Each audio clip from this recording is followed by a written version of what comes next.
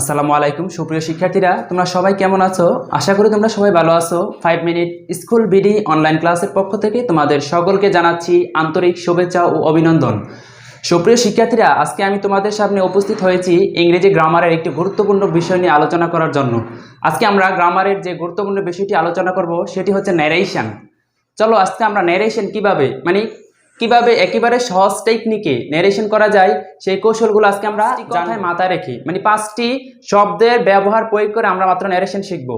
আমি আবারও বলছি, দেখো, শুধু 5টি শব্দের কথা মাথায় রেখে আমরা ন্যারেশন করব।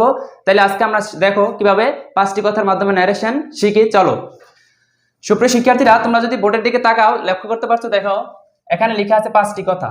আমাদের আজকের মেইন টার্গেট থাকবে শুধুমাত্র 5টি কথার মাধ্যমে ন্যারেশন কিভাবে সলভ করব। আশা করি তোমরা যদি আমার পাশে থাকো বা যতক্ষণ আমাদের ভিডিও ক্লাস চলবে যদি তোমরা দেখো, স্কিপ না করো, তাহলে অবশ্যই আজকের ক্লাসটি দেখে তোমরা অনেক উপকৃত হবে। চলো সে 5টি কথা আগে আমরা জেনে নিই। কি ছিল আমাদের 5টি কথা? নাম্বার 1, রিপোর্টিং ভার্বের ব্যবহার। এগুলোর ব্যাখ্যা আমরা পরে দিচ্ছি, আগে জেনে নেই, পরে নেই। 2 নম্বরে ছিল কানেক্টরের ব্যবহার। 3 নম্বরে ছিল পার্সনের পরিবর্তন। 4 নম্বরে আছে টেন্সের পরিবর্তন। আর 5 নম্বরে আছে নির্দিষ্ট শব্দ থাকলে তার পরিবর্তন। শুধু আমরা এই 5টি কথাই সবসময় মাথায় রাখবো যখন ন্যারেশন করব, যেখান থেকে আসুক সেটা। আমাদের যদি 5টি কথা আমরা মাথায় রাখতে পারি আর সেই 5টি কথা বা শব্দ প্রয়োগের মাধ্যমে আমরা ন্যারেশন সম্পূর্ণ করব।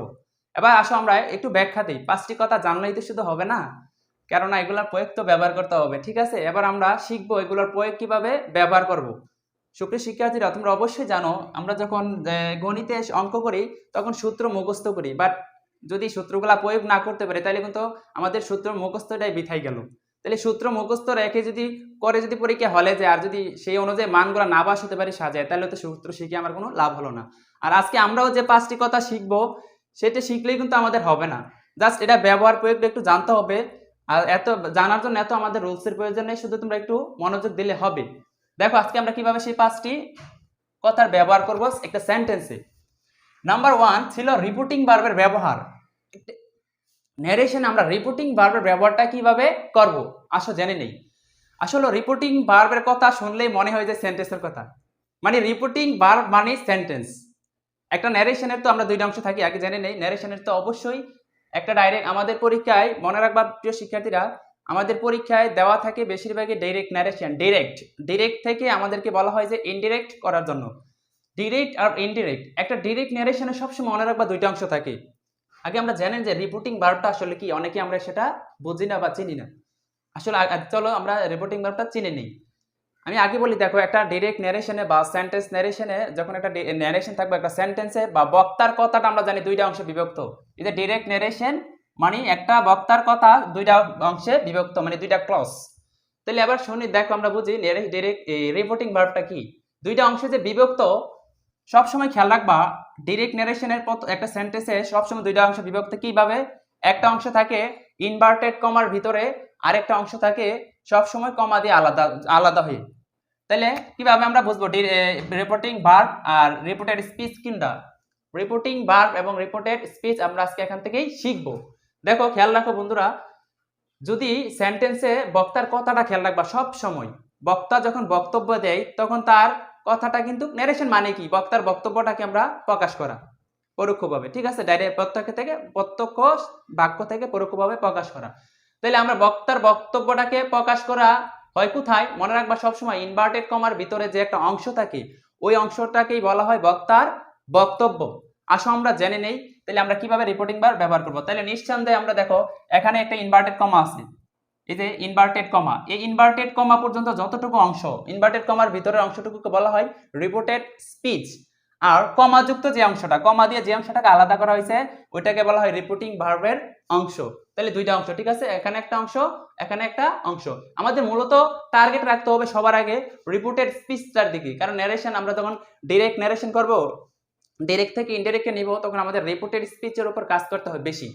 যাই হোক, তাহলে খেয়াল রাখবা প্রিয় শিক্ষার্থীরা, তাহলে আমরা রিপোর্টিং ভার্ব কিভাবে চিনবো? রিপোর্টেড স্পিচ আমরা যাব না, সরাসরি আসবো রিপোর্টিং ভার্বের। রিপোর্টিং ভার্বের যে কমাযুক্ত অংশ, ওই অংশে একটা সাবজেক্ট থাকে, একটা ভার্ব থাকে আর একটা অবজেক্ট থাকে। ওখানে অবজেক্ট দেওয়া থাকতে পারে বা নাও দেওয়া থাকতে পারে। তাহলে সবসময় খেয়াল রাখবা কমাযুক্ত অংশের মাঝখানে যে সেন্টেন্সের যে ভার্বটা থাকে ওইটাকে বলা হয় রিপোর্টিং ভার্ব। তার মানে এটা, এই যে কমাযুক্ত সেন্টেন্সটা ছিল এটা, তাহলে এটার যদি হাসান সেড, মানে এখানে দুইটা অংশ হাসান সেড, আমরা দেখতে পারতেছি অবজেক্ট নাই, তার মানে সাবজেক্টের পরে ভার্ব থাকে, আর এখানে এটাই রিপোর্টিং ভার্ব।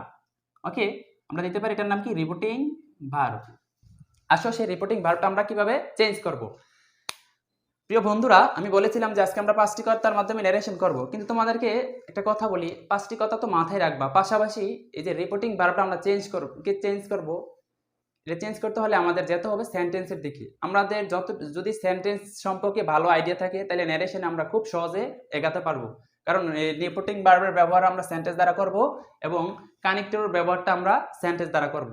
শুধু আমরা তোমাদেরকে বলি যে সেন্টেন্সের গুরুত্ব কতটুকু শুধু ন্যারেশনে নেই, ইংরেজি গ্রামারের প্রতিটা অংশে কিন্তু সেন্টেন্সের গুরুত্ব।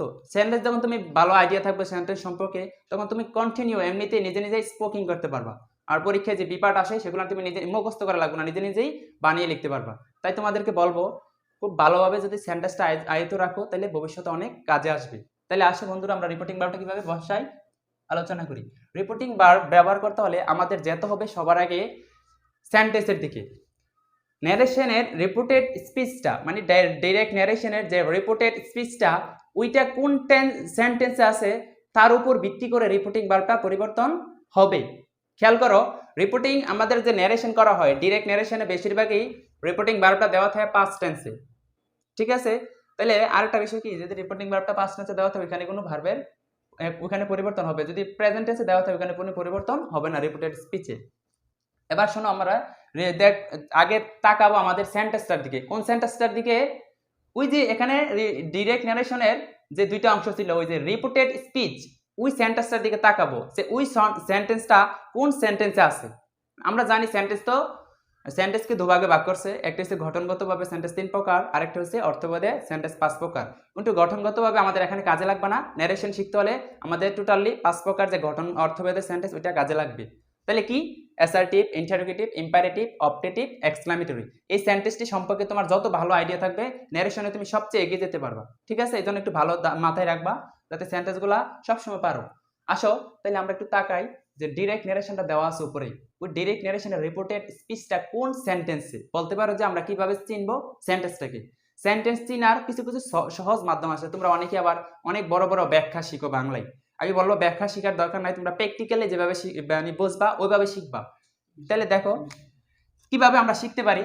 দেখো, যদি আমরা অ্যাসার্টিভ সেন্টেন্স চিনার উপায় কি, আমরা সচরাচর দুইটা সেন্টেন্সকে আমরা এমনিতেই দেখলে বলে দিতে পারবো, সংখ্যা টংখ্যা কিছু মুখস্থ করা লাগবে না। যেমন কি বলতে পারো যে কিভাবে বুঝবো। দেখো, আমাদের দুইটা সেন্টেন্স আছে, যেমন একটা সেন্টেন্সের দেখো সবার শেষে এরকম একটা চিহ্ন থাকে, হ্যাঁ। আবার আরেকটা সেন্টেন্স তোমরা জানো যে সবার শেষে এরকম একটা চিহ্ন থাকে। তার মানে কি?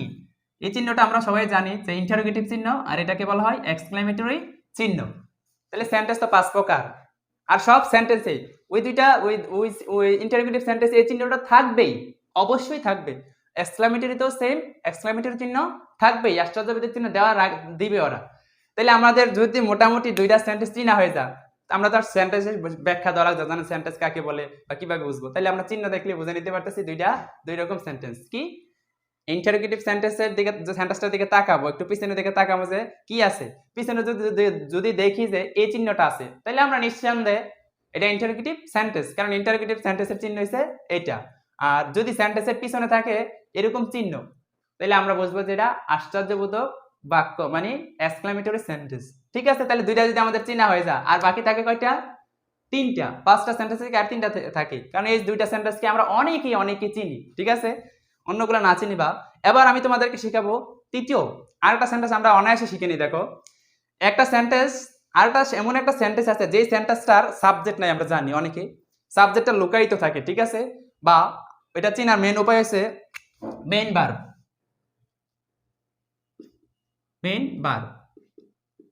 আমরা তো অনেকেই জানি মেইন ভার্ব, কারণ ভার্ব ছাড়া কিছু করা যাবে না। ভার্ব যেহেতু আমাদের খুব গুরুত্বপূর্ণ একটা জিনিস, ভার্ব সম্পর্কে আমরা জানি। তাহলে যেই সেন্টেন্সটা মনে রাখবা, একটু সেন্টেন্সের সামনের দিকে তাকাবা, যেই সেন্টেন্সে মেইন ভার্ব দিয়ে শুরু হয়েছে, মানে যেই সেন্টেন্সটা মেইন ভার্ব দিয়ে শুরু হয়েছে, ওই সেন্টেন্সটার নাম ইম্পারেটিভ সেন্টেন্স। যে সেন্টেন্স মেইন ভার্ব দ্বারা শুরু হবে একমাত্র ইম্পারেটিভ সেন্টেন্সই মেইন ভার্ব দ্বারা শুরু হয়। তাহলে আমরা কি বুঝবো? সেন্টেন্সটার দিকে তাকাবো, তাকায় যদি দেখি যে সেন্টেন্সটা কোনো মেইন ভার্ব দ্বারা শুরু হয়েছে, তাহলে এটা আমরা নিঃসন্দেহে বুঝে নেব ইম্পারেটিভ সেন্টেন্স। কারণ ইম্পারেটিভ সেন্টেন্সই একটা সেন্টেন্স একমাত্র যে কিনা মেইন ভার্ব দ্বারা শুরু হয়। তাহলে অবশ্যই তাহলে বুঝে নিবা যে ইম্পারেটিভ সেন্টেন্স যদি কোনো সেন্টেন্সের প্রথম দিয়ে মেইন ভার্ব থাকে এটা ইম্পারেটিভ সেন্টেন্স। ওকে, আর লাস্টে ফুল স্টপ থাকবে, সাবজেক্ট এটা থাকবে না, অবজেক্ট থাকতে পারে। এবার আসো তাহলে আমরা বুঝে নিলাম কি তিনটা সেন্টেন্স, ইন্টারোগেটিভ সেন্টেন্সের পিছনে চিহ্ন থাকবো, এক্সক্লেমেটরিতে চিহ্ন থাকবো, আর ইম্পারেটিভ সেন্টেন্সের সামনে মেইন ভার্ব থাকবে। এবার আসো তিনটা কি চলে গেল আমাদের। এবার চতুর্থ নাম্বার সেন্টেন্সটা কি? আরেকটা সেন্টেন্স চিনার আমাদের উপায় আছে, সেই সেন্টেন্সটার নাম কি? এটা হচ্ছে অপটেটিভ। আসলে আমাদের বাংলা মুখস্থ করলে তো লাভ হবে না, আমরা প্র্যাকটিক্যালি শিখবো যে কিভাবে অপটেটিভ সেন্টেন্স চিনবো। মনে রাখবা প্রিয় শিক্ষার্থীরা, সব সময় অপটেটিভ সেন্টেন্স এমন একটা সেন্টেন্স যে সেন্টেন্সটা সব সময় বেশিরভাগ সময় আমাদের দেখা যায় অধিকাংশ সময় যে মে দ্বারা বা লং দিয়ে আরম্ভ হয়, আর ওই সেন্টেন্সের ভিতরে আল্লাহ শব্দটা লুকায়িত থাকে। কারণ যেহেতু এটা দ্বারা সাহায্য প্রার্থনা বা ক্ষমা প্রার্থনা করেন, কারণ আমরা তো আল্লাহর কাছেই সবসময় বেশিরভাগ প্রার্থনা করি বা সাহায্য কামনা করি। তাহলে খেয়াল রাখবা যে মে দ্বারা মে শব্দটা আছে কিনা, যে সেন্টেন্সে মে শব্দটা আছে প্রথমে, তাহলে মনে করবা যে চোখ বুঝে এটা অপটেটিভ সেন্টেন্স। আবার ভাইবো না যে এটাতেও এই মেইন ভার্ব দ্বারা কিন্তু শুরু হবে না, মে বা লং অথবা আল্লাহ এই তিনটা শব্দ থাকলেই বুঝবা যে নিঃসন্দেহে এটা অপটেটিভ সেন্টেন্স। ওকে, আর পরবর্তীতে আমাদের গঠন অনুযায়ী স্ট্রাকচার দেওয়া থাকবে, তাইলে বুঝতে পারবো। তাহলে আমাদের চারটা গেল, ঠিক আছে। এবার 5 নাম্বার সেন্টেন্সটার নাম হইছে অ্যাসার্টিভ সেন্টেন্সটা আমরা কিভাবে চিনবো আর কি, আমি এলোমেলোভাবে বলতেছি বোঝার সুবিধার্থে। 5 নাম্বার সেন্টেন্সটা হচ্ছে অ্যাসার্টিভ সেন্টেন্স। অ্যাসার্টিভ সেন্টেন্স মানে সুন্দর একটা নিয়ম। কি নিয়ম? যেমন অ্যাসার্টিভ সেন্টেন্সের প্রথম সাবজেক্ট থাকে, তারপরে ভার্ব থাকে, তারপরে অবজেক্ট থাকে, মানে সুন্দর করে সাজিয়ে দেওয়া থাকে, আর সবার শেষে ফুল স্টপ থাকে।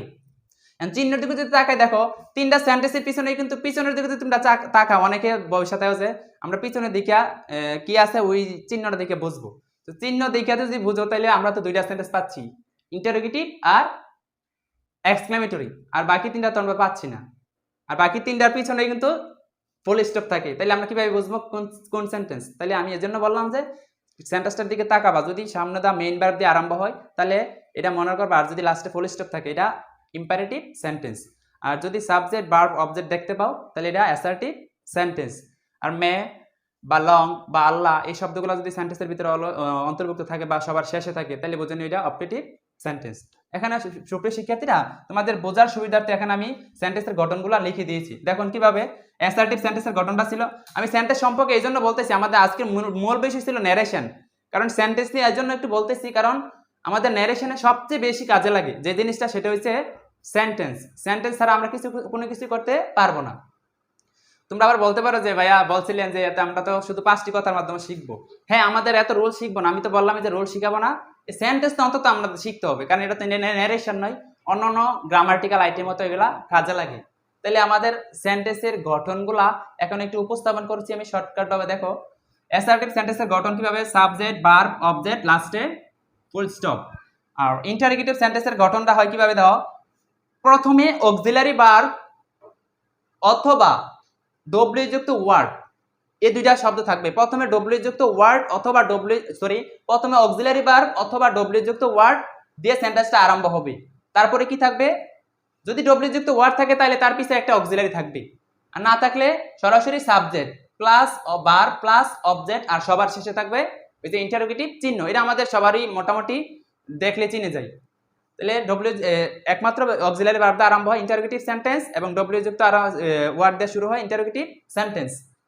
ইম্পারেটিভ সেন্টেন্স এনে একটা বিষয় কি দেখো, ইম্পারেটিভে আর ইন্টারোগেটিভ একটা ভালো মিল আছে। মিলটা কি দেখো, দুইটা সেন্টেন্সে অনেক সময় ভার্ব দিয়ে আরম্ভ হয়, কিন্তু পার্থক্য একটাই, একটা ইন্টারোগেটিভ সেন্টেন্স শুরু হয় অক্সিলারি ভার্ব দিয়া, আর ইম্পারেটিভ সেন্টেন্স শুরু হয় মেইন ভার্ব দ্বারা।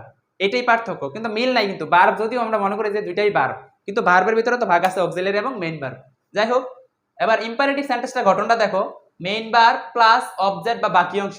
এটা গঠনটা কিন্তু একবারে স্ট্রাকচারটা একবারই সহজ, কারণ মেইন ভার্ব দ্বারা আরম্ভ হবে, যদি অবজেক্ট থাকে দিবা, না থাকলে বাকি অংশ দিয়ে দিবা। অপটেটিভে মে বা লং প্লাস সাবজেক্ট প্লাস বাকি অংশ। এই যে আমি বলছিলাম মে বা লং দ্বারা আরম্ভ হবে সেন্টেন্সটা, অথবা সেন্টেন্সটির ভিতরে মে থাকতে পারে বা লং থাকতে পারে, অথবা আল্লাহ শব্দটা অন্তর্ভুক্ত থাকতে পারে, তখন বুঝে নিও এটা কি অপটেটিভ সেন্টেন্স। আর এক্সক্লামেটরি সেন্টেন্সটা বেশিরভাগ শুরু হয় আমরা দেখি হোয়াট অথবা হাউ দিয়ে, তারপরে থাকে অ্যাডজেক্টিভ, তারপরে থাকে সাবজেক্ট, সবার শেষে থাকে ভার্ব।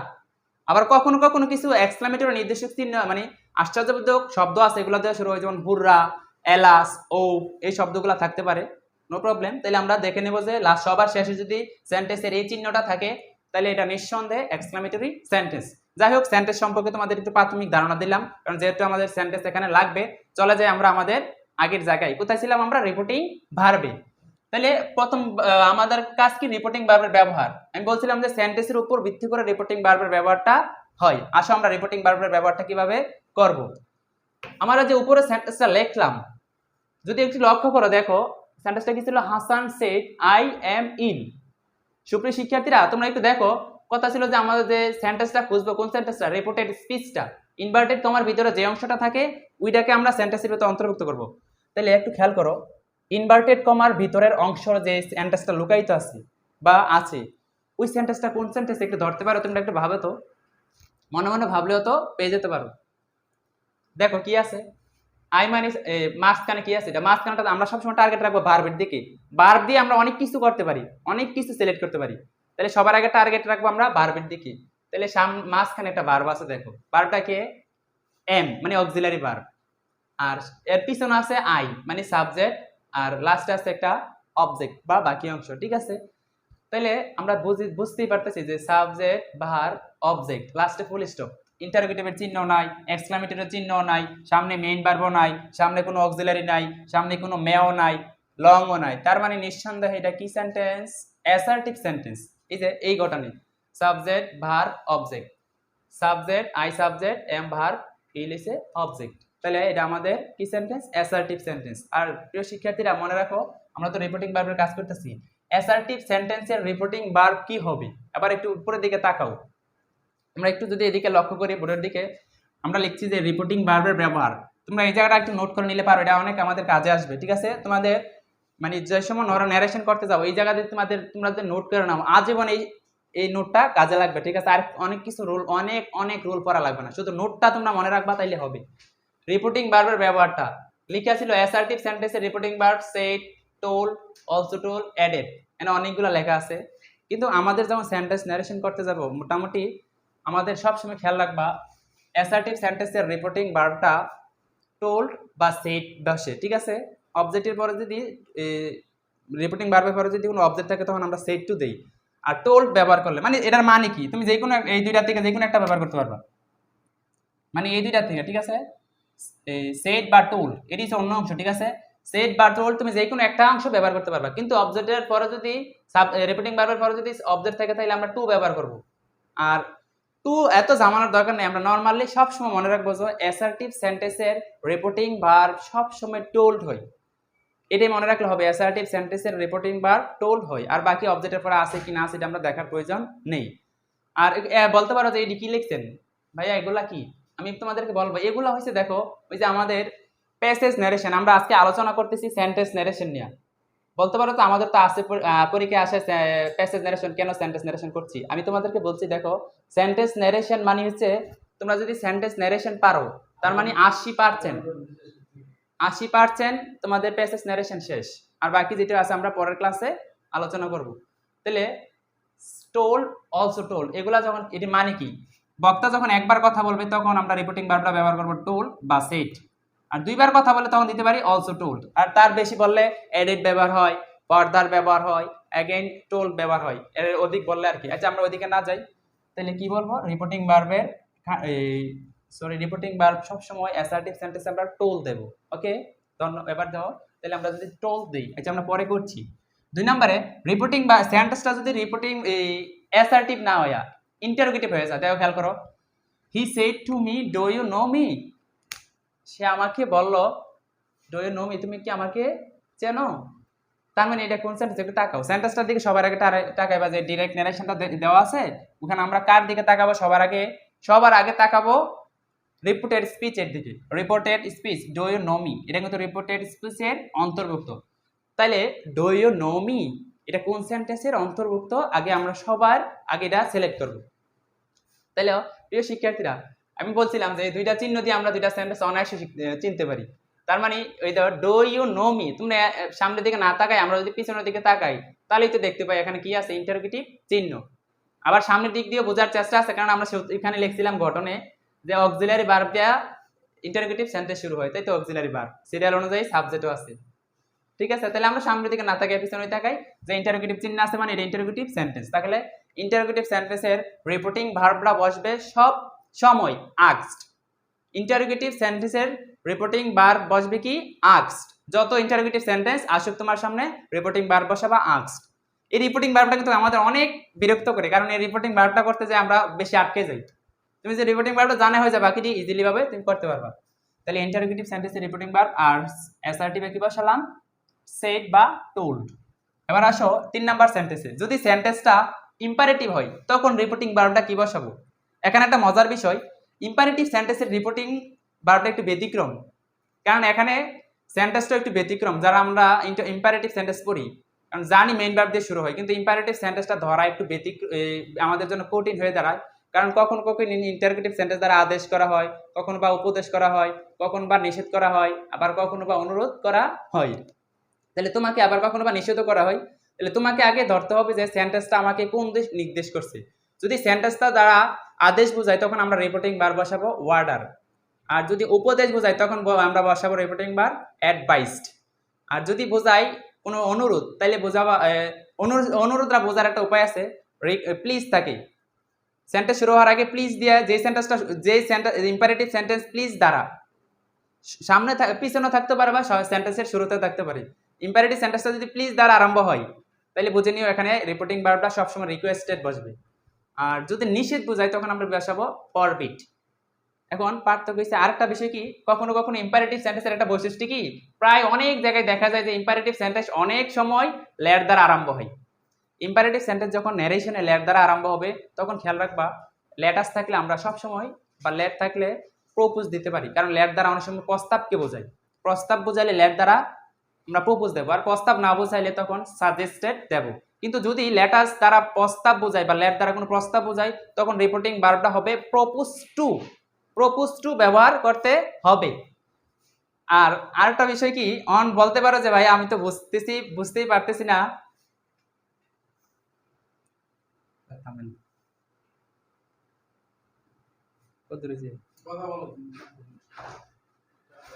এই যে এটা একটু বড়, এই ক্লাসটা বড়ই পারে, অন্য ক্লাসটা আমি শর্ট ভাবে দেয় মাঝখানে আছে ফার্স্ট মিনিটে শেষ করাম টার্গেট।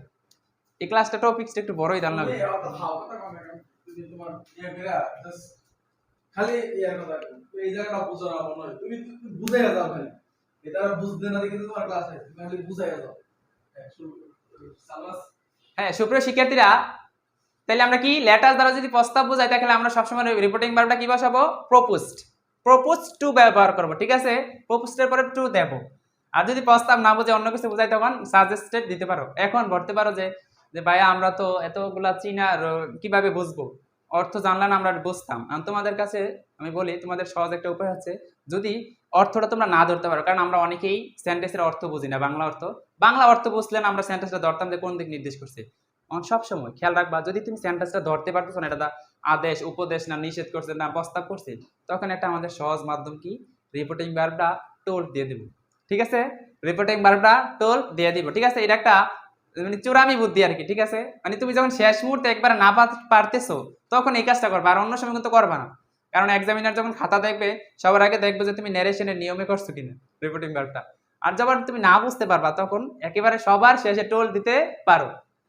কি টোল্ড, তার মানে অ্যাসার্টিভ সেন্টেন্সের রিপোর্টিং ভার্বটা তুমি ইম্পারেটিভ সেন্টেন্সে বসাতে পারো যখন তুমি না বুঝো। আমি বলছি না যে সরাসরি বসাই লেবা, আগে ভাববা, যদি না পাও ভাইবা, যদি অর্থটা না ধরতে পারে তখন এটা বসাও। আর হবে 100% হবে, বলতে পারো যে এটা ভাইয়া হবে কিনা, 100% হবে, কারণ ইম্পারেটিভ সেন্টেন্সের কানেক্টর টোল্ডও বসে। ধন্যবাদ। এবার যাই আমার তৃতীয় সেন্টেন্সে। এই ইম্পারেটিভ তো শেষ, ঠিক আছে, এখন আসি আমরা এদিকে অপটেটিভে। অপটেটিভে রিপোর্টিং ভার্ব সবসময় দুইটা বসে। অপটেটিভ সেন্টেন্সে রিপোর্টিং ভার্ব সবসময় দুইটা বসে, আর সেই দুইটা কি দেখো এদিকে একটু লক্ষ্য করো, লেখা আছে অপটেটিভ সেন্টেন্সে রিপোর্টিং ভার্ব দুইটা কি কি, উইশড বা প্রেইড। উইশড বা প্রেইড সবসময় অপারেটিভ সেন্টেন্সে দুইটা রিপোর্টিং ভার্বের থেকে একটা বসবে, আর এটার দুইটার চেয়ে কোনো অন্য রিপোর্টিং ভার্ব নেই, ব্যতিক্রম। ইম্পারেটিভে যদি অনেকগুলো থাকে, কিন্তু অনেকগুলো থাকলেও আমি কিন্তু তোমাদেরকে বলে দিলাম, তোমরা যখন পারবা না তখন কিন্তু পরীক্ষা খালি রাখবা না, তখন টোল্ড ব্যবহার করবা, আর হবে 100%, ঠিক আছে।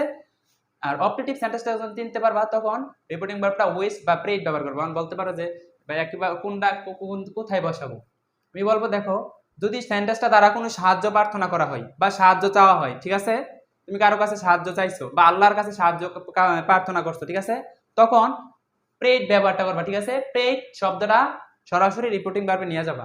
আর যদি সাহায্য ব্যতীত অন্য কিছু বোঝায়, আশীর্বাদ, ইচ্ছা বা আকাঙ্ক্ষা বোঝায়, তখন মনে করবা সবসময় উইশ বসবে। ওকে, তাহলে ইচ্ছা, আকাঙ্ক্ষা, কামনা, আশীর্বাদ এগুলা বোঝালে উইশ ব্যবহার করব। আর যদি সাহায্য বোঝায় বা কোনো কিছু প্রার্থনা করা বোঝায়, সেটা আল্লাহর কাছে হোক বা মানুষের কাছে হোক, সাহায্য কামনা করলে তখন প্রেড ব্যবহার করব। ধন্যবাদ। এবার তাহলে আসো, আমাদের নেক্সট সেন্টেন্সটা ছিল এক্সক্লেমেটরি সেন্টেন্সের রিপোর্টিং ভার্ব কি বসবে। এক্সক্লেমেটরি সেন্টেন্সের reporting verb exclaim with joy, exclaim with sorrow, exclaim with wonder বসে। আমি লিখি নাই এখানে, হয়তো জায়গা নেই এই জন্য আমি লিখি নাই। এক্সক্লেম উইথ সরো, কখনো এক্সক্লেম উইথ সরো বসে, কখনো বা এক্সক্লেম উইথ জয় বসে, কখনো বা এক্সক্লেম উইথ ওয়ান্ডার বসে, আবার কখনো ব্যাড বসে। এখন আমি ব্যাখ্যা দিই কোথায় কোনটা বসবে।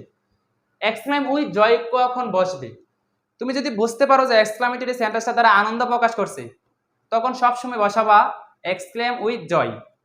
আবার ওয়ান্ডারও দিতে পারো, উপভোগ করতে গেছে কোথাও, তাইলে ওয়ান্ডারও দিতে পারো, এক্সক্লেম উইথ জয় অথবা এক্সক্লেম উইথ ওয়ান্ডার। আবার এক্সক্লেম উইথ সরো দিবা কখন, যখন এক্সক্লেমেটরি সেন্টেন্সটা দ্বারা দুঃখ প্রকাশ করা হয় বা অনুতাপ প্রকাশ করা হয়, তখন এক্সক্লেমেটরি সেন্টেন্সের রিপোর্টিং ভার্ব আমরা সব সময় ব্যবহার করব এক্সক্লেম উইথ সরো। আর বেড ব্যবহার করব কখন, যখন কোনো কিছুকে বিদায় জানানো হয়, বিদায় জানালে তখন বলা হয়, বিদায় জানানো হলে রিপোর্টিং ভার্বটা সবসময় ব্যাড বসে। তাহলে তাহলে আমরা যদি বাংলাটা বুঝি, যে সেন্টেন্স দ্বারা দুঃখ, আনন্দ, বেদনা, হতাশ, বিদায় এগুলা বোঝানো হয় তাকে বলে এক্সক্লেমেটরি সেন্টেন্স। তাহলে আমাদের সেন্টেন্সটা একটু গঠনটা দেখতে হবে, অর্থটা কইরা যে কোন দিক নির্দেশ করছে। আবার এটা আবার ইম্পারেটিভের মতো করলে হবে না যে ইচ্ছা মতো টোল দিয়ে দিলাম, না পারলাম না ইচ্ছা মতো টোল দিয়ে দিলাম, কিন্তু এটা তোমাদেরকে একটু কষ্ট করে মাথায় রাখতে হবে যে কোন দিক নির্দেশ করছে। জাস্ট এবার আমরা 5টা সেন্টেন্সের রিপোর্টিং ভার্ব সম্পর্কে জানলাম। তাহলে আমি আবার বলি, দেখো, অ্যাসার্টিভ সেন্টেন্সের রিপোর্টিং ভার্ব কি বসালাম, টোল্ড অথবা সেইড। 2 নম্বরে ইন্টারোগেটিভ সেন্টেন্সের রিপোর্টিং ভার্ব কি বসালাম, আস্কড সব সময়। 3 নম্বরে ইম্পারেটিভ সেন্টেন্সের রিপোর্টিং ভার্ব ওয়ার্ডার হতে পারে অথবা অ্যাডভার্স হতে পারে বা রিকোয়েস্টেড হতে পারে বা ফরবিড হতে পারে, কিন্তু খেয়াল রাখবা যদি কোনোটাই না বুঝো তখন শেষ মুহূর্তে কি বসাবো, টোল্ড। তাহলে সংক্ষিপ্তভাবে বলি আমি, অ্যাসার্টিভে সেইড বা টোল্ড, ইন্টারোগেটিভে আস্কড, ইম্পারেটিভে টোল্ড, অপটেটিভে দুইটা উইশড বা প্রেড, এক্সক্লেমেটরিতে কি আছে, exclaim with joy, exclaim with sorrow অথবা এক্সক্লেম উইথ ওয়ান্ডার, নতবা ব্যাড। নতবা মানে কি, এগুলা অর্থ অনুযায়ী বসবে যার যার জায়গায়, ঠিক আছে। আমরা সেন্টেন্স যখন করবো তখন সরাসরি বুঝতে পারবো। এখন আসো, তাহলে রিপোর্টিং ভার্ব 5টা সেন্টেন্সের আমাদের মোটামুটি শেষ। এই জায়গাগুলো যদি আমাদের মুখস্থ মানে তোমরা যদি নোট করে নিতে খাতায় নিয়ে যাও, তাহলে আমি আশা করি তোমাদের কখনো আর ন্যারেশনে ঝামেলা হবে না। তোমরা প্রয়োজন এগুলো নোট করে নিয়ে যাবা, খাতায় লিখে নিবা, হয়তো একটু কষ্ট করলে তোমার এটা ভবিষ্যতে অনেক কাজে আসতে পারে। ধন্যবাদ। এবার আমাদের রিপোর্টিং ভার্বের ব্যবহার শেষ। তারপর আসি আমরা দ্বিতীয় স্টেপে, কানেক্টরের ব্যবহার। কানেক্টরের ব্যবহারটা কিভাবে করব, ঠিক আছে। যদি আমি সেন্টেন্সের দিকে তাকাই, পরে তাকাচ্ছি, কানেক্টরের ব্যবহারটাও করতে হবে আমাদের সেন্টেন্সের উপর ভিত্তি করে। তার মানে আমি বারবার বলতেছি, ন্যারেশন করতে গেলে সেন্টেন্স সম্পর্কে তোমাদের ভালো আইডিয়া থাকতে হবে, কারণ আমরা মোটামুটি যারা গ্রামার পড়ি, সেন্টেন্স ছাড়া তো গ্রামার তৈরি হয় না। গ্রামারের প্রতিটা লাইনে তো এক একটা সেন্টেন্স, তাহলে সেন্টেন্সটা তোমাদের ভালোভাবে আয়ত্ত রাখতে হবে। এবার কানেক্টরের ব্যবহারটা সেন্টেন্সের উপর ভিত্তি করে হয় কিভাবে বলো, দেখো, যদি সেন্টেন্সটার দিকে তাকাবা, কোন সেন্টেন্স মানে রিপোর্টেড স্পিচটার দিকে, রিপোর্টিং ভার্ব ব্যবহার করার সময় আমরা তাকাবো স্পিচের দিকে, কানেক্টর ব্যবহার করার সময় তাকাবো স্পিচের দিকে। সেন্টেন্সের রিপোর্টেড স্পিচের দিকে তাকায় দেখবা যে কোন সেন্টেন্সে আছে। তাহলে প্রিয় শিক্ষার্থীরা দেখি আমরা তাকাই, প্রথম সেন্টেন্সে Hasan said I am ill. তাহলে যদি আমরা রিপোর্টেড স্পিচের দিকে তাকাই, আমরা তো দেখতেই পারতেছি এটা অ্যাসার্টিভ সেন্টেন্সে, আর অ্যাসার্টিভ সেন্টেন্সের কানেক্টর সব সময় দ্যাট হয়। কি হয়, অ্যাসার্টিভ সেন্টেন্সের কানেক্টর সব সময় দ্যাট হয়। তোমরা উপরে আমি নোট দিয়ে রেখেছি, ঠিক আছে। প্রয়োজনে তোমরা এখানে, আমি হয়তো বলতেছি তোমাদের মনে নাও থাকতে পারে, তোমাদের সুবিধার জন্য বলছি, তোমরা যখন পরীক্ষায় যাবা এই খাতাটা এই রুলসগুলো যদি লিখে নাও, পরীক্ষায় যাওয়ার আগ মুহূর্তে একটু চোখ বুলাইলে হবে। অ্যাসার্টিভ সেন্টেন্সের কানেক্টর আজীবন দ্যাট হয়, আজীবন দ্যাট হবে অ্যাসার্টিভ সেন্টেন্সের কানেক্টর। 2 নম্বরে ইন্টারোগেটিভ সেন্টেন্সের কানেক্টর কি? ইন্টারোগেটিভ সেন্টেন্সের কানেক্টর দুইটা কিভাবে? আমরা জানি ইন্টারোগেটিভ সেন্টেন্স দুইভাবে শুরু হয়, আমরা তেন পড়ছিলাম। প্রথমত ইন্টারোগেটিভ সেন্টেন্স শুরু হতে পারে বিভার্ব দ্বারা বা অক্সিলারি ভার্ব দ্বারা।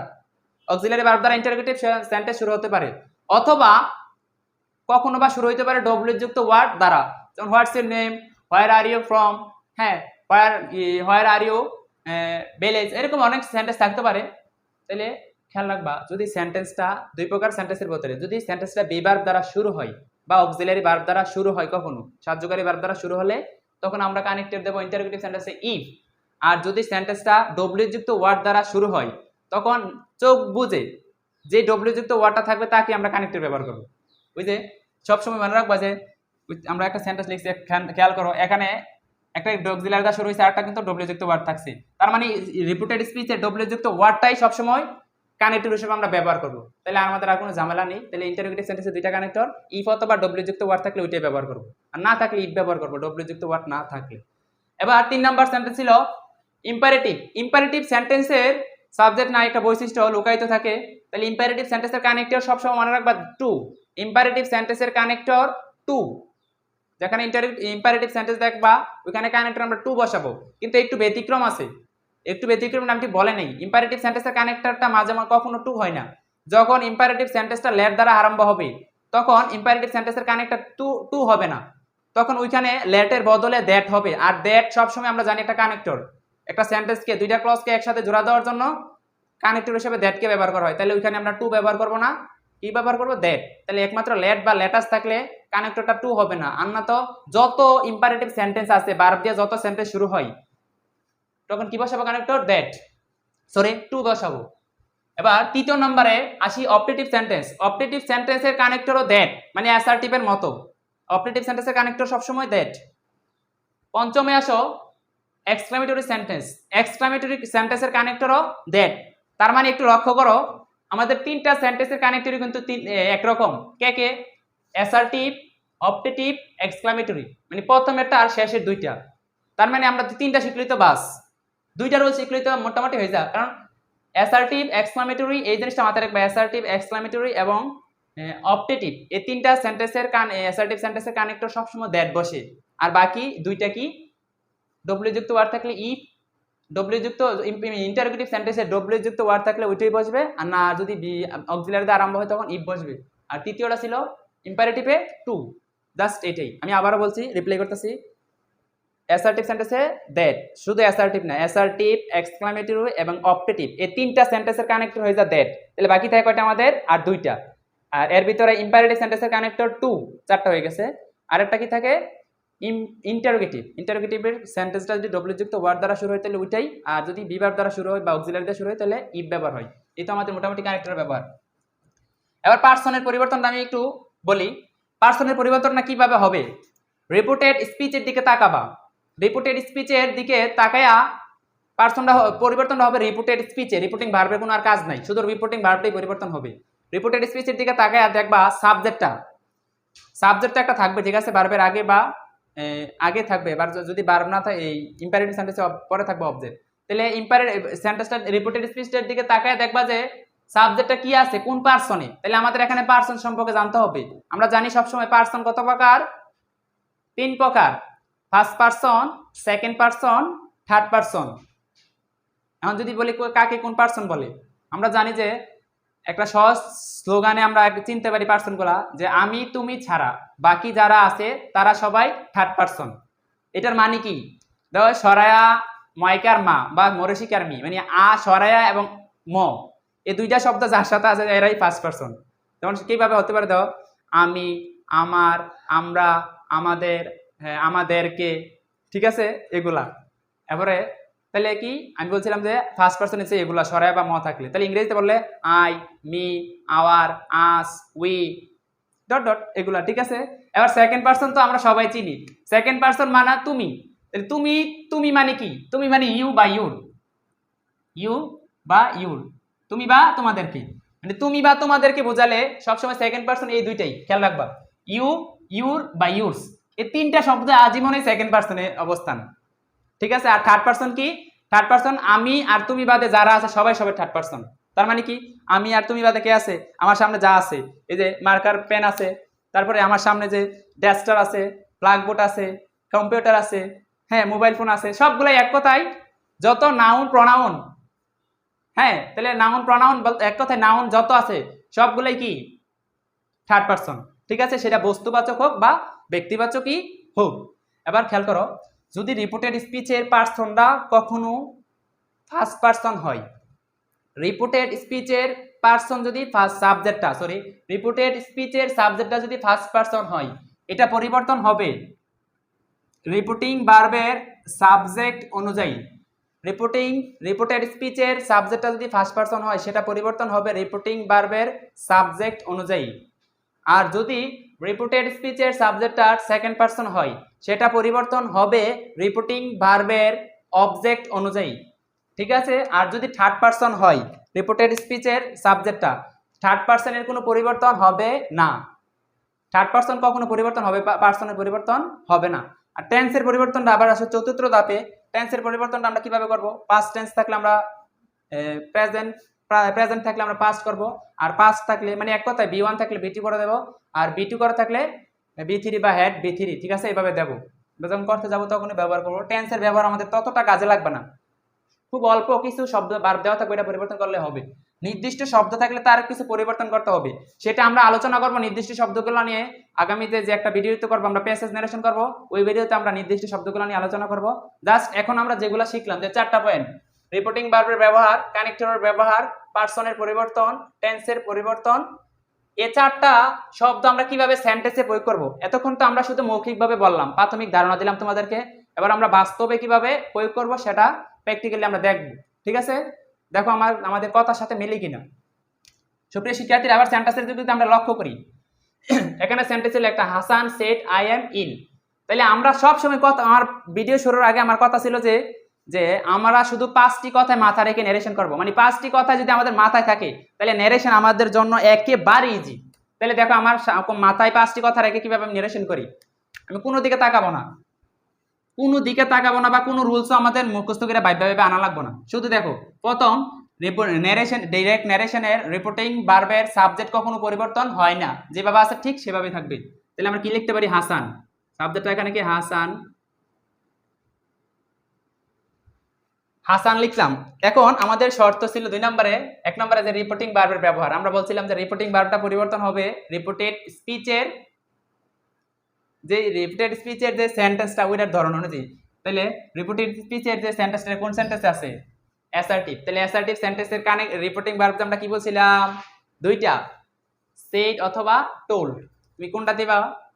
সেড অথবা। তারপর আবার তাহলে কি রিপোর্টিং ভার্বের রিপোর্টেড স্পিচটা দেখতেছি আমরা অ্যাসার্টিভ সেন্টেন্স। তাহলে অ্যাসার্টিভ সেন্টেন্সের রিপোর্টিং ভার্ব 2টা, সেড অথবা টোল্ড। তুমি কোনটা দিবা? আমি আমার সুবিধার্থে দিতেছি টোল্ড, তোমাদেরকে বলছি তোমাদের সুবিধার্থে টোল্ড দিবা, তাহলে টোল্ডে কোনো ঝামেলা নেই। তাহলে হাসান টোল্ড, যদি অবজেক্ট থাকতো তাহলে আমরা দিতাম, যেহেতু অবজেক্ট নাই তাহলে আমরা দেওয়ার কোনো প্রয়োজন নেই। হাসান টোল্ড। এখন 2 নাম্বার কাজ ছিল কি? কানেক্টরের ব্যবহার করা। তাহলে সেন্টেন্সের ওই যে আমাদের 5টা কথার ভিতরে 2 নাম্বার স্টেপটা ছিল কানেক্টরের ব্যবহার। কানেক্টর মানে কি? সেন্টেন্সটা যদি অ্যাসার্টিভ হয় তাহলে আমরা নিঃসন্দেহে দ্যাট দেব। তাহলে দ্যাট, হ্যাঁ দ্যাট বসালাম কানেক্টর। এবার 3 নম্বরে দেখো, 3 নম্বরে ছিল পারসনের পরিবর্তন। পারসনটা আমি বলছিলাম যে রিপোর্টেড স্পিচের দিকে তাকাতে হবে। রিপোর্টেড স্পিচটা যদি ফার্স্ট পারসন হয় ধরবে যায় রিপোর্টিং ভার্বের সাবজেক্টকে। তাহলে রিপোর্টেড স্পিচের সাবজেক্টটা অবশ্যই আই মানে কি আমি, তাহলে অবশ্যই ফার্স্ট পারসন। তাহলে ধরবে যায় কাকে? এখানে এই যে সাবজেক্টকে। তাহলে সাবজেক্টটাকে হাসান, হাসান টোল্ড দ্যাট। তাহলে হাসানের আমরা সরাসরি হাসান না লিখে এখানে আমরা লিখতে পারি হি, প্রনাউন হিসাবে, ঠিক আছে। হাসান টোল্ড দ্যাট, আয়ের জায়গায় আমরা কি লিখতে পারি? হি। হি যে কথা, হাসান তো একই কথা, প্রনাউন ব্যবহার করলাম। এখন কানেক্টর পারসনের পরিবর্তন শেষ, ধাপে ধাপে দেখো কানেক্টর ব্যবহার করলাম। এখন আছে পারসনের পরিবর্তন। পারসনের পরিবর্তন আমরা আই কে বানাইলাম হি। এবার আছে এই টেন্সের পরিবর্তন। টেন্সটা মনে রাখবা, প্রেজেন্ট টেন্সে যদি থাকে রিপোর্টিং ভার্বের রিপোর্টেড স্পিচের ভার্বটা, তাহলে তোমরা করবা পাস্ট টেন্সে, ঠিক আছে। আর পাস্ট টেন্সে থাকলে আমরা পিপিতে নেব, হেড দিয়ে। তাহলে খেয়াল করো, তাহলে হি দিলাম, তা আই আছে এখানে, আইটার আমরা পাস্ট প্রেজেন্ট পাস্ট টেন্স বানালে কি হবে, হি এর সাথে তো ইজ হওয়ার কথা, ঠিক আছে, আই তো এম তো আই এর সাথে যাবে, এখন আমরা আই নাই, তাহলে হি ওয়াজ দিতে পারি, এমটা হবে ওয়াজ, হি ওয়াজ ডট ডট। আর বাকি অংশ কিছু আছে, কইছে নির্দিষ্ট অংশ শব্দ থাকলে তার পরিবর্তন, এখানে কোনো নির্দিষ্ট শব্দ নাই, তার মানে ইল মানে ইল দিয়ে দেব, শেষ, প্রথম সেন্টেন্স আমাদের শেষ।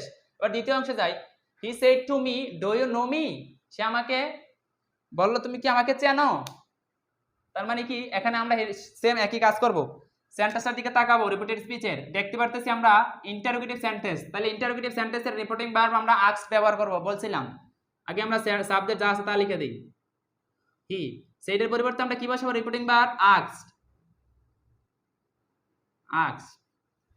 আস্কড বসালাম। এখন আমার দ্বিতীয় কাজ কি, কানেক্টরের ব্যবহার করা, তাহলে আমি বলছিলাম যে ইন্টারোগেটিভ সেন্টেন্সটা যদি বি ভার্ব দ্বারা শুরু হয় তখন কানেক্টরটা হবে, বা অক্সিলারি ভার্ব দ্বারা শুরু হলে কানেক্টর হবে ইফ, আর ডব্লিউ যুক্ত ওয়ার্ড থাকলে হবে ডব্লিউ যুক্ত ওয়ার্ডটাই, তাহলে এখানে আমরা দেখতে পাচ্ছি সাহায্য মানে অক্সিলারি দ্বারা শুরু হয়েছে, তাহলে আমরা ইফ দেব, যেহেতু ডব্লিউ যুক্ত নাই, সরি আস্কড, এখানে অবজেক্ট আছে দিতে হবে আস্কড মি, এখানে দিতে হবে ইফ কানেক্টর হিসেবে, ঠিক আছে, কানেক্টর ব্যবহার করলাম ইফ। এবার 3 নম্বরে পার্সনের পরিবর্তন, পার্সনটা আমরা খুঁজবো, পার্সনটা ছিল এখানে ইউ, তাহলে ইউটা কোন পার্সন, সেকেন্ড পার্সন, ধরবে দেয় কাকে, রিপোর্টিং ভার্বের অবজেক্টকে, তাহলে অবজেক্টটা কে ছিল মি, না মি তো এখন আমাদের অবজেক্টিভ ফর্মে আছে, কিন্তু ইফ এর পরে আমরা জানি কনজাংশনের পরে সাবজেক্টিভ ফর্ম বসে, তাহলে মি এর সাবজেক্টিভ ফর্ম হইছে আই, হ্যাঁ ইফ আই। এখন কি পার্সনের পরিবর্তন করলাম, টেন্সের পরিবর্তন, তাহলে টেন্সটাকে এখানে, টেন্সটা হচ্ছে নো, তাহলে নিউ দিতে পারে, ঠিক আছে, I knew,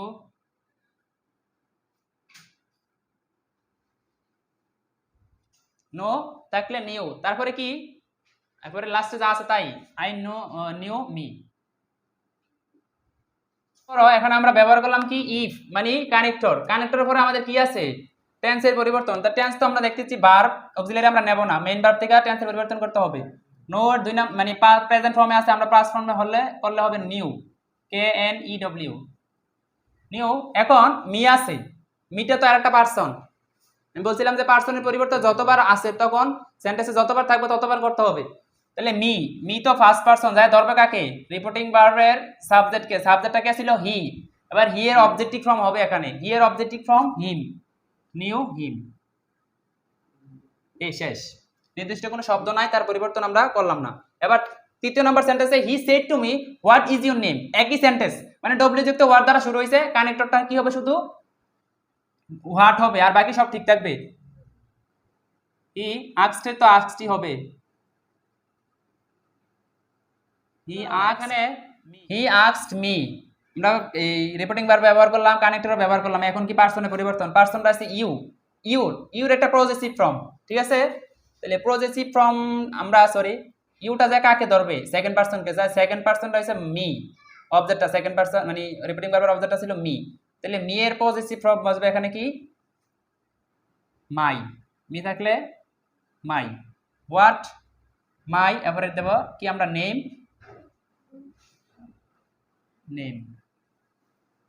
what my name was,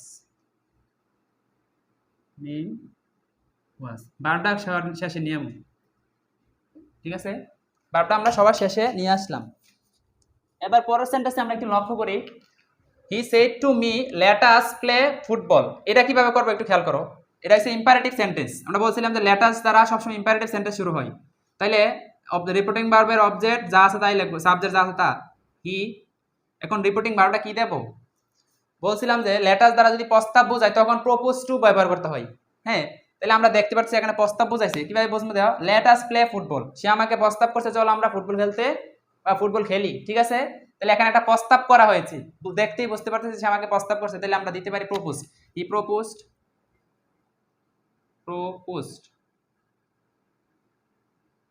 propose to দিতে পারো, প্রপোজ টু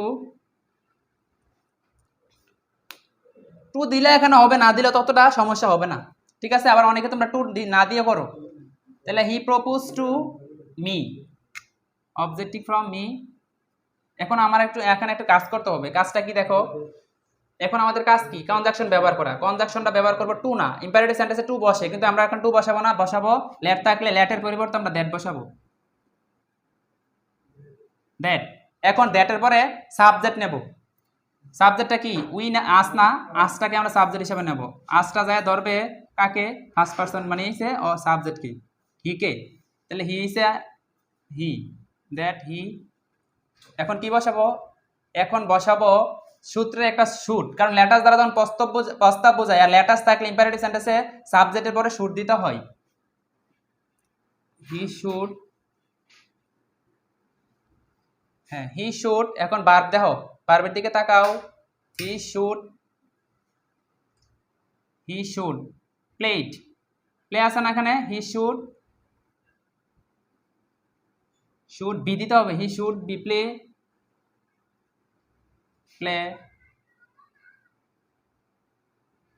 সরি এখানে বি নাই he should play PLAY should play football FWT foot BALL football let us থাকলে আমরা কি বলছি যে রিপোর্টিং বার প্রপোজ টু আর লেটের পরিবর্তে আমরা বসালাম কনজাংশন হিসাবে দ্যাট আর সাবজেক্টটা আস যে কাকে ধরছে আস যে ধরছে হিকে এখানে আসটা তো হিকে যায় ধরলে তো হি হইব that he should play football ওকে তাহলে আমরা পরবর্তীতে নেক্সট সেন্টেন্সে যাই সেন্টেন্সটি বলে লিখলাম নাকি হ্যাঁ সুপ্রিয় শিক্ষার্থীরা একটু খেয়াল করে এদিকে আমরা কি এইভাবে এই সেন্টেন্সটা একটু গুরুত্বপূর্ণ এটা পরীক্ষায় সচরাচর দেখা যায় আসে আমাদের আনসার করতে হয় হি said to me let us play football মানে এটা ইম্পারেটিভ সেন্টেন্স তাহলে আমরা কি বসালাম সাবজেক্ট রিপোর্টিং ভার্ব যা আছে তাই বসালাম রিপোর্টিং ভার্বটা বসালাম প্রপোজ টু কারণ প্রস্তাব বোঝালে আমরা রিপোর্টিং ভার্বটা প্রপোজ টু দেব এরপর কি অবজেক্ট হিসাবে আমরা মি দিলাম ওই যে রিপোর্টিং ভার্বের অবজেক্ট তারপরে কনজাংশন লেটটা অনেকে প্রশ্ন করতে পারে যে লেটটা কোথা থেকে আনলাম লেটটা আনলাম আর সরি দ্যাটটা কোথা থেকে আনলাম ওই যে লেট ছিল এখানে ওই লেটের পরিবর্তে আমরা দ্যাট বসা দিলাম এখানে হ্যাঁ যদিও ইম্পারেটিভ সেন্টেন্সে টু বল কিন্তু এখানে আমরা বসালাম না কনজাংশন হিসাবে দ্যাট বসালাম তারপরে দ্যাটের পরে সূত্র লেটাস দ্বারা যখন সেন্টেন্স শুরু হয় সবসময় খেয়াল রাখবা তারপরে সাবজেক্টের পরে সবসময় শুট বসে এটা সবসময় সাবজেক্টের পরে শুট বসবে তাহলে দ্যাট হয়েছিল কনজাংশন তাহলে হি হয়েছে আমাদের সাবজেক্ট হি কেন আসতো না আসটা তো হয়ে যাবে উই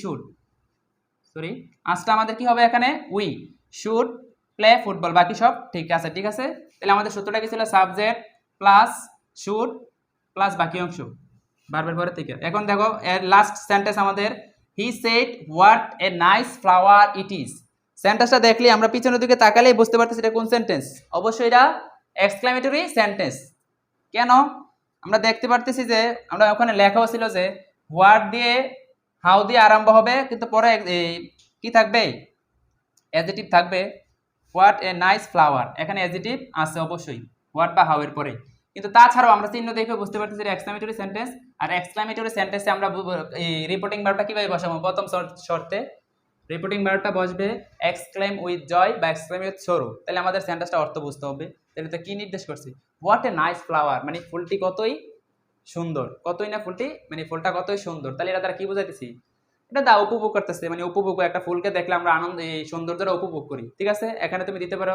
এক্সক্লেম উইথ জয় ওয়ান্ডারও দিতে পারো এক্সক্লেম উইথ জয় দিই তাহলে রিপোর্টিং ভার্ব সাবজেক্ট যেভাবে আছে সেভাবে দিলাম হি এক্সক্লেম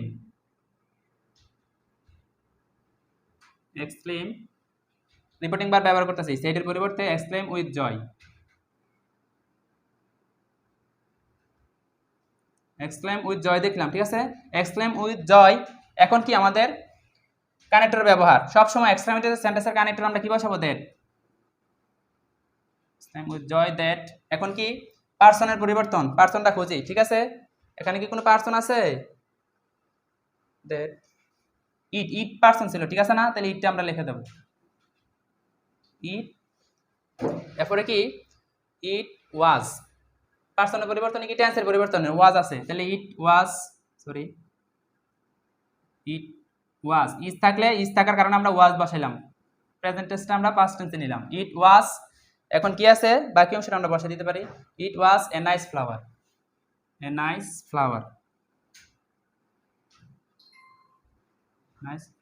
ডট ডট আমি লিখলাম না ঠিক আছে বাকিটা ফ্লাওয়ার বুঝে নিও। এবার পরের সেন্টেন্স একটু আমরা লক্ষ্য করি। Last 7 number sentence. Sir 7 number সেন্টেন্সটা দেওয়া জানি। নাম্বার 7 এ দেখো একটা মজার সেন্টেন্স। এটা অনেকেই পরীক্ষায় আসে, আমরা আনসার করতে পারি না প্যাসেজ নারেশনে। এটা বলে মানে বা অনেকে তোমরা ভাবো যে এটাতে ভার্বই নাই, সাবজেক্টে নাই, তাহলে আমরা কিভাবে চেঞ্জ করবো এটারে? এটা চেঞ্জ করার নিয়ম কি? এটা সেন্টেন্সটা আগে ধরতে হবে। কোন সেন্টেন্স? সেড গুড বাই, সে বললো গুড বাই মানে বিদায়। আমি এখানে বলছিলাম যে যদি বিদায় জানা আনন্দ উপভোগ করে বা দুঃখ প্রকাশ করে তখন এই রিপোর্টিং ভার্বগুলো ব্যবহার হয়। তাহলে এখানে বিদায় জানাইছে, গুড বাই আমরা কখন বলি? যখন আমরা কাউকে বিদায় দেই, ঠিক আছে, বা আমরা কোথাও কোনো জায়গা থেকে বিদায় নিই, তখন গুড বাই শব্দটা ব্যবহার করি। আর গুড বাই থাকলে ধরনীয় এটা এক্সক্লামেটরি সেন্টেন্স, আর এটা রিপোর্টিং ভার্ব হবে সবসময় bade, B A D E. তাহলে he bade, he B A D, আর এখানে কোনো পরিবর্তন হবে না, ঠিক আছে? He bade goodbye, conjunction ব্যবহার করার দরকার নেই। গুড বাই, গুড বাই, এই